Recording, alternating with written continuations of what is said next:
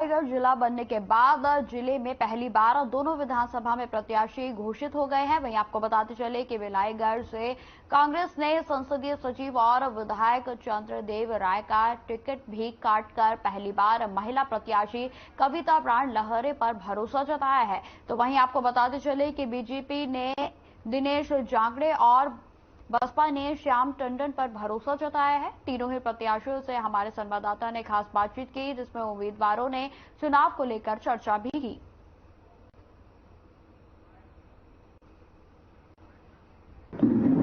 हमारे जो शीर्ष नेतृत्व है और हमारे जो क्षेत्र के कार्यकर्ता है, हमारे विधानसभा के जो पदाधिकारी कार्यकर्तागण, उन सभी को मैं बहुत बहुत धन्यवाद देता हूं, क्योंकि एक छोटे से कार्यकर्ता को भारतीय जनता पार्टी ने प्रत्याशी बनाया है।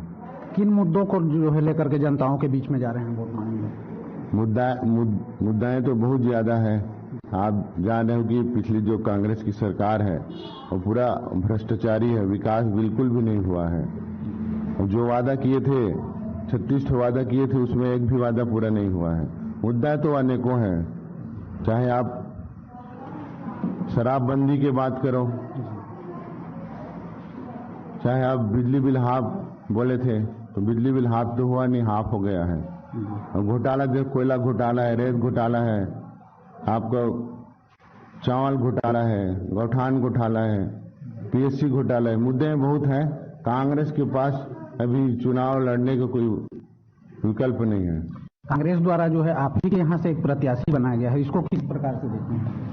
देखिए, कांग्रेस पूरी तरह से हारा हुआ है। अब जान रहा था कि भाई पुराना विधायक को देने से कोई मतलब नहीं, तो बस एक लोगों को बेवकूफ बनाने के लिए, अब अफवाह करने के लिए ये दूसरा प्रत्याशी दिया हुआ है। 2018 के विधानसभा चुनाव में बसपा जो है भी यहाँ से 62,000 वोट से लीड की थी, इसको किस प्रकार से देखते हैं? देखिए, पिछले बार जोगी जी के साथ साठगांठ था, तो 62,000 कुछ मत प्राप्त कर लिए थे। अभी 62,000 भी पाना बहुत मुश्किल है उनके लिए।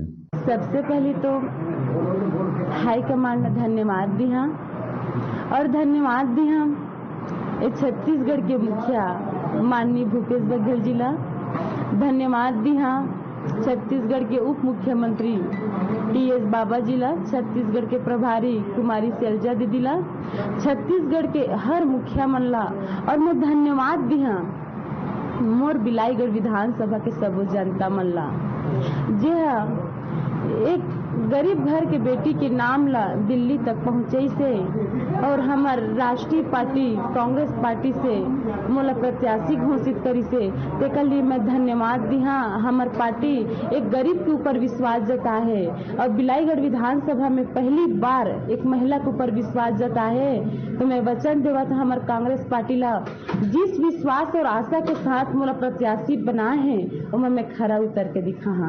कांग्रेस पार्टी सर्वे के हिसाब से टिकट दे है। 2018 के चुनाव में भी मैं टिकट मांगे रहे हूँ, शायद मैं ओकर योग्य नहीं रहे या मोर कोई कार्य सही नहीं रही सही, तो मैं सुधारे के प्रयास करे, मैं मेहनत करे। शायद मोर मेहनत के वजह से देखी सही, जेकर वजह से हाईकमान जी मोला आदेश करी से चुनाव लड़े के लिए।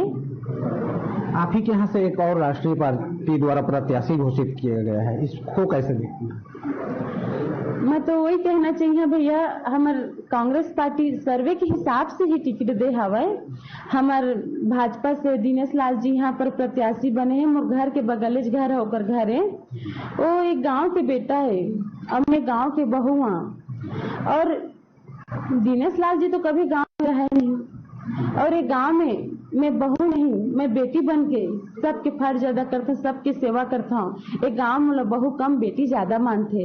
एक ऐसे तीन मोर कोसम कुंडा गांव के हर दाई दादा मन, काका बाप सबो सियान मन, मोला पूरा उम्मीद है सब जन मोला वोट डाल करके कांग्रेस के विधायक भी बना ही बिलाईगढ़ से, और छत्तीसगढ़ में पुनः कांग्रेस की सरकार भी बनी। सेवा करने के लिए प्रत्याशी बनाया था, और 2013 में लगभग हम लोग 37,000 वोट इस क्षेत्र के मतदाताओं ने मुझे दिया, और 2018 के चुनाव के लिए मुझे पुनः प्रत्याशी बनाया। तो इस क्षेत्र के मतदाताओं का आशीर्वाद मुझे 62,000 वोट के रूप में मिला और अभी आने वाले 2023 के चुनाव में मुझे पुनः प्रत्याशी बनाया है। मुझे उम्मीद है कि हमारे इस क्षेत्र के मतदाताओं ने मुझे लाखों वोट देकर इस बार आशीर्वाद प्रदान करेंगे। किन मुद्दों को जो है लेकर के जनताओं के बीच में पहुंचे? आज पूरे गांव में चाहे वो सड़क, बिजली, पानी, शिक्षा, व्यवसाय, रोजगार का अपार समस्या है, किसानों का सिंचाई का समस्या है। आज भी किसान और अभी भी इस लास्ट एक पानी के लिए बहुत सारे गांव में फसल जो है नुकसान हो रहा है। तो सिंचाई की किसानों की मेन समस्या है, बेरोजगारों की समस्या है और गरीबों के साथ खास करके बहुत सारी परेशानियां जुड़ा हुआ है। जनताओं की अगर बात की जाए तो किस प्रकार से समर्थन मिल रहा है आपको? मैं लोगों के बीच में जा रहा हूं। लोग लंबे समय से मुझसे परिचित हैं और मैं लंबे समय से उनके सुख दुख में आने जाने के कारण उनसे जुड़ा हुआ हूं। तो लोगों की अपेक्षा है कि श्याम टंडन इस बार हम लोगों के लिए अच्छा एक प्रतिनिधि बन सकता है और इसलिए उन लोगों ने दिल खोलकर मुझे समर्थन दे रहे हैं। कांग्रेस सरकार जो है पिछले चुनाव में जो वादे किए थे कितना लगभग पूर्ण हुआ है? लगभग उनका वादा कहें तो उसमें कहीं कोई ना तो निराश्रितों को 1,000 पेंशन देने का बात किया, वो भी नहीं हुआ, ना ही बेरोजगारों को भत्ता देने वाली बात आया। तो उसमें 4.5 साल निकलने के बाद लास्ट महीने में गांव के 1-2 व्यक्ति को बड़ा मुश्किल से किसी को बेरोजगारी भत्ता दिए गए और ना ही वो रमन सिंह का बोनस दिए, ना ही चिट फंड का पैसा वापस हुआ और ना ही शराबबंदी हुआ। तो लगभग देखा जाए तो उनके बहुत सारे ऐसे घोषणा पत्र है जो पूरे झूठे निकले।